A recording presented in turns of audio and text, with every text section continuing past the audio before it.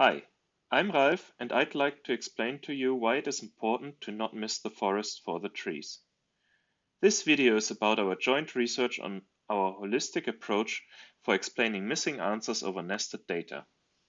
Nowadays, debugging analytical queries in disk systems such as Apache Spark, Flink, or Hive is a tedious process, especially when expected data is missing from the result. Query-based explanations can help to find the root cause for the absent data by pointing to the operators in the query that prevent the data to appear in the result. We introduce the following running example to illustrate the perks of query-based explanations over nested data in disk systems. The displayed input relation has two person tuples and three columns, the name, address 1 and address 2 columns. The address columns contain nested relations that hold tuples with address pairs. They could represent the person's work and home addresses. Given this data, we want to compute the list of persons per workplace since 2019. As shown, we obtain a single tuple in the result that holds the city LA and a nested relation of names that contains the single name Sue. We implement the query pipeline in a disk system using a relation flatten, filter, projection, and relation nesting operator. We were expecting New York in the result and wonder what went wrong here. Which operators prevent this city from appearing? Maybe we intended to filter on a different year, or we may have mistakenly assumed address 2 holds the work address, but address 1 actually does. In this example, it may be easy to see and understand the problem, but when working with large datasets, the problem may not be this obvious. Therefore, we contribute a solution that yields query-based explanations for queries over nested data. The explanations may contain any operator and account for misinterpreted attributes. Furthermore, our solution runs on hundreds of gigabytes of input data in distributed computing clusters. State-of-the-art lineage-based solutions only support flat relational data and are limited to finding selections and joins. They have only been evaluated on megabytes of data. During this presentation, we discussed the 4 displayed topics that illustrate how we achieve our contributions. First, we introduce a nested relational algebra for BECS that closely resembles the operators in disk systems and introduce the concept of reparametrization. Second, we introduce the why not question and describe the expected but missing data from the result and provide explanations for them. Third, we describe the heuristic algorithm that computes these explanations. Finally, we briefly discussed the implementation and evaluation results on scalability and explanation quality. The nested relational algebra is based on a nested data model and derived from a standard relational algebra for BECS. We define our own algebra to faithfully capture the execution semantics of query pipelines in disk systems. That is necessary to produce explanations that closely correspond to the query pipelines in these systems. Our algebra includes well-known operators for relational algebra, such as join, projection, selection, or aggregation. It further has operators to manipulate nested data, such as tuple and relation flatten, or tuple and relation nesting. Note that the join and relation flatten come in different flavors. We provide formal definitions in the paper. Now, let's compare our algebra to the set of operators supported by existing lineage-based solutions. They are typically limited to unions of conjunctive queries. A few of them may additionally support aggregations. We highlight the operators that can become part of an explanation in yellow. A comparison across algebras suggests that existing solutions could provide richer explanations if they supported our algebra. Our approach is based on reparametrization, which allows for editing any operator parameters.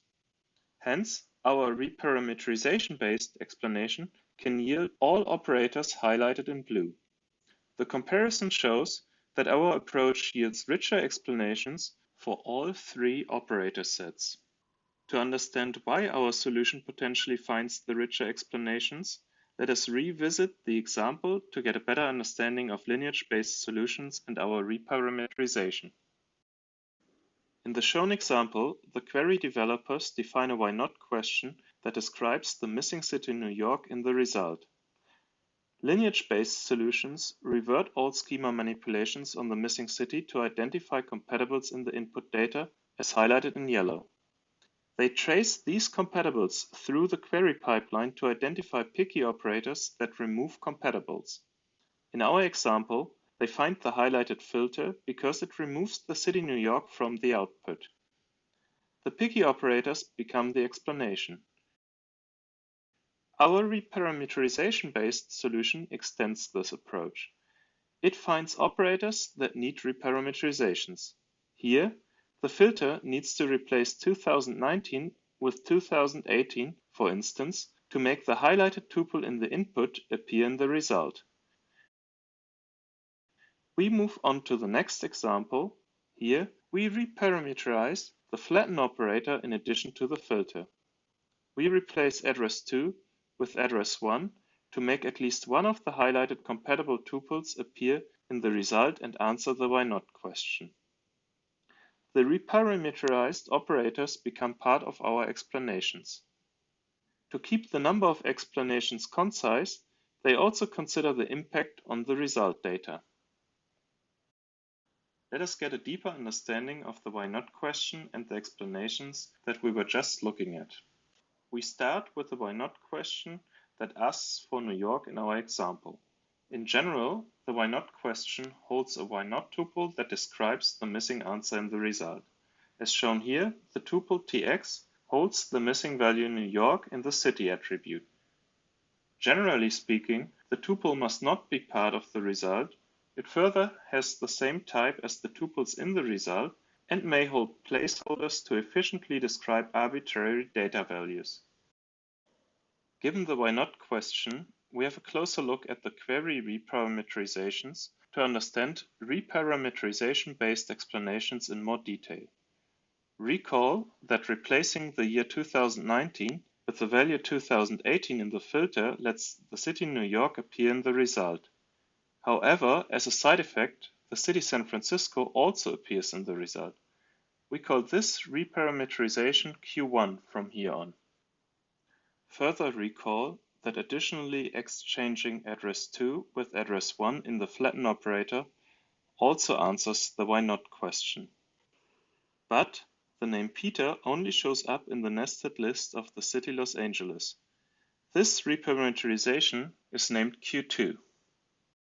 Both Q1 and Q2 are successful reparameterizations because the query result contains a tuple that answers the why not question. To compare them, we show the displayed summary.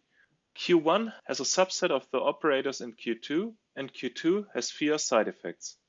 That raises the question how we can relate different successful reparameterizations with each other.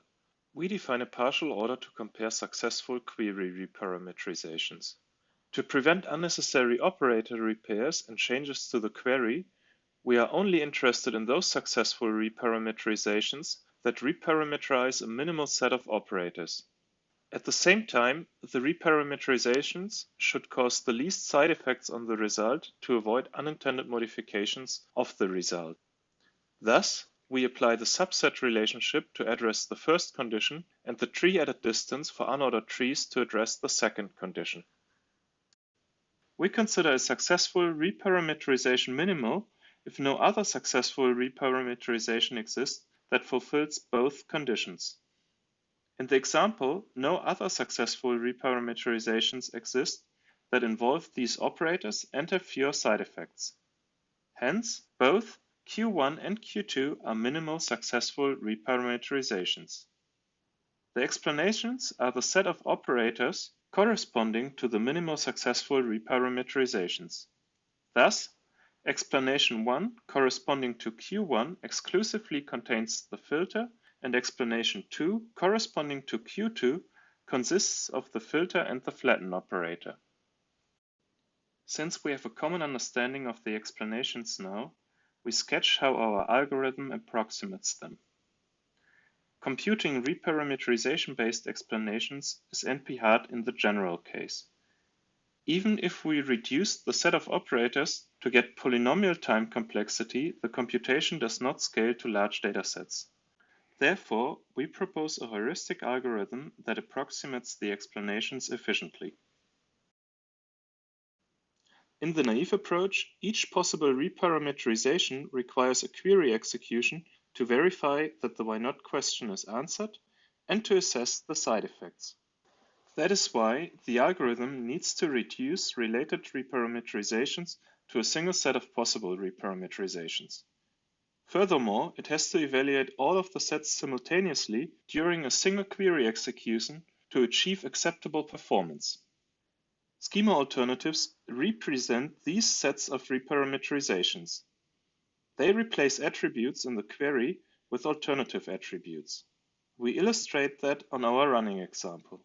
The first schema alternative leaves the attributes in the query unchanged. The second schema alternative replaces address 2 with address 1. Given the schema alternatives, the algorithm forward traces all input data. For that purpose, it extends each operator's execution procedure to keep potentially removed data in the output, to compute output of all schema alternatives simultaneously, and to add and update the annotations needed in the last step to compute the explanations. The annotations are summarized in the displayed table. In brief, the algorithm assigns each tuple a unique identifier. Furthermore, it adds 3 Boolean annotation types for each considered schema alternative. The valid annotations describe whether a tuple can exist in the operator output under the alternative. The consistent annotation identifies if a tuple is consistent with the why-not question. A tuple is only consistent if it can contribute to the missing result. The retained annotations indicate if a selective operator removes a tuple from the output. Let us see how the annotations work on our running example. The displayed table shows the annotations after executing the flatten operator for both schema alternatives S1 and S2. In the rightmost column, we see the unique identifiers. To understand the consistent annotation, we look at the bottom tuple. It holds the value New York in the city attribute. Hence, it is consistent with the why-not question asking for this particular city. In S1, it is the only consistent tuple. Now, let's look at the retained and valid annotations. The highlighted tuple is neither retained nor valid, since it cannot be produced under the schema alternative S1. Once the algorithm has computed the annotations for all operators in the query, it conducts the final step. Based on these annotations, the algorithm computes the explanations. It iterates through the schema alternatives, and for each of them, it adds all operators to the initially empty explanation that have been reparameterized based on the schema alternative. Then, it adds the selective operators that remove data from the result when they are not reparameterized. Finally, it prunes the set of obtained explanations based on upper and lower bounds of the side effects and sorts them according to the previously defined partial order. In the running example, the algorithm returns the two explanations in the displayed order. First, it returns the explanation with a single filter operator because it contains only one operator. Then it returns the explanation with the flatten and the filter operator that holds more operators. The proposed algorithm has some limitations that may cause an overestimation of the explanations. It does not consider all possible aggregation results. It does not reparameterize joins with cross products, and it estimates the side effects based on tuples per schema alternative. However, it still finds more explanations of higher quality than existing lineage-based solutions, as the following evaluation shows. In the implementation and evaluation section, we highlight the most important evaluation results. The algorithm is implemented in Apache Spark and evaluated on 3 datasets: the Twitter dataset, the DBLP dataset, and a nested version of the TPCH benchmark dataset. Our evaluation goals are to show that the algorithm scales with increasing dataset sizes and growing numbers of schema alternatives. We also assessed the quality of the returned explanations compared to other existing solutions.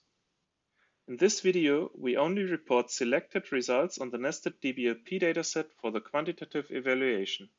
We invite the interested viewer to look into the paper for further results. The query scenarios are briefly summarized in the table on the right. In the shown experiment, we run the 5 scenarios on dataset sizes from 100 GB to 500 GB. We report the runtime in seconds using logarithmic scale. The red line shows the Spark runtime and the bars represent the runtime needed to compute the explanations. The algorithm's overhead ranges between a factor of 2.4 and 78.2 across all scenarios, but is pretty constant within each scenario. Thus, we conclude that the algorithm scales linearly across all scenarios on nested datasets that have a practically meaningful size. For the explanation quality evaluation, we show the summary table for all scenarios. It holds a column for each operator type. A highlighted cell indicates that the operator type occurs in the scenario. Circles describe operators appearing in the explanations. We compare the explanations of our algorithm with schema alternatives enabled, denoted as RP, and with schema alternatives disabled, denoted as RP-NoSA. We further compare them to the explanations returned by the seminal Why Not algorithm that we extend with support for nested data in disk systems. It is denoted as WN++. The plain numbers describe the total number of returned explanations in each scenario for each algorithm. In scenarios with a second number in brackets, we have introduced errors to a given query so that the algorithm has to find them. The numbers inside the brackets indicate the rank of the correct explanation. A lower rank is better. In summary, RP finds more explanations than RP-NoSA and WN++. Even RP-NoSA outperforms WN++. For instance, in Q3, it returns the correct explanation, whereas WN++ only yields one of the operators that have to be modified. Further note that RP-NoSA and WN++ only find selections, joins, and relation flatten operators. RP finds all possible operator types as indicated by the filled and semi-filled black circles. Therefore, RP outperforms RP-NoSA and WN++. In the paper, we even show that these conclusions also hold for flat relational data. That leads us to the summary of the video. Our solution yields query-based explanations for queries over nested data based on a query and data model tailored to disk systems.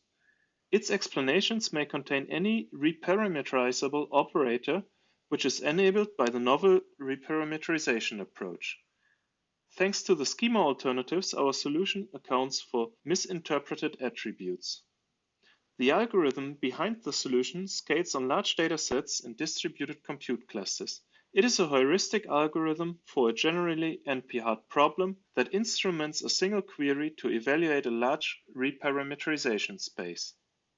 If you are curious for more, find our algorithm on GitHub or attend our demonstration at VLDB 2021. Thank you.